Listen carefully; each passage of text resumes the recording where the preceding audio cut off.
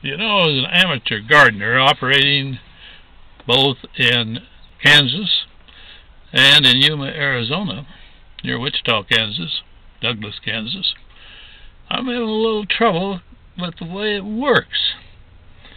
When I was back in Arizona in September, this is the Tuesday before Thanksgiving, when I was back there in September, I planted lots of seeds. Most of them were snow peas and sweet peas. I do very well with them overall. Put them in the ground back there in September, and when I go back here after Thanksgiving, some of them will be about so high, and a few might be, even a foot tall. And last year I even had one bloom before Christmas. And before those sweet peas are through there in Arizona, they grow higher than my head. Quite a bit higher. And bloom all the time if I'll keep on clipping those blossoms off.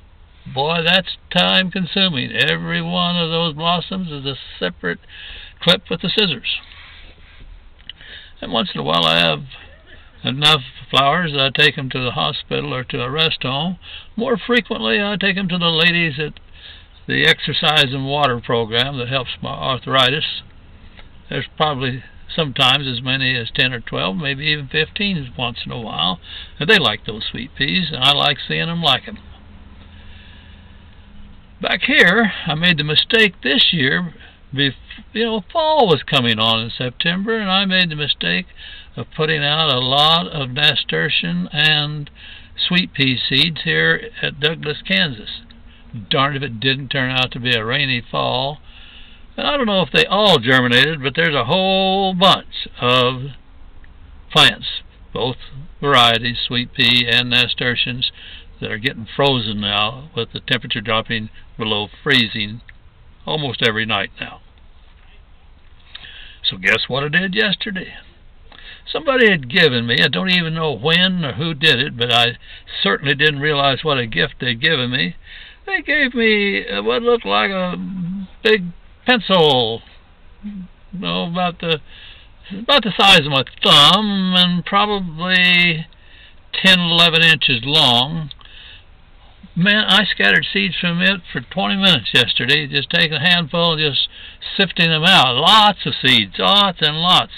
Then I read afterwards on the package that was equal to some, 30 or 40 packets, seed packets. It was all in that tube. And a lot of different kind of flowers.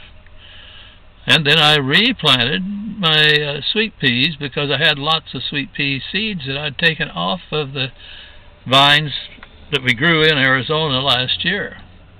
So I then had a bunch of other little flower packets, and I put some Sweet William, I put some sunflowers, I put a whole lot more flowers out, thinking that, okay, now that it's freezing, surely nothing will germinate, and comes the spring season next year, we're not here, maybe they'll come up, and maybe if we don't get here until, like we did this year, the first week of June, may have a lot of flowers to look at.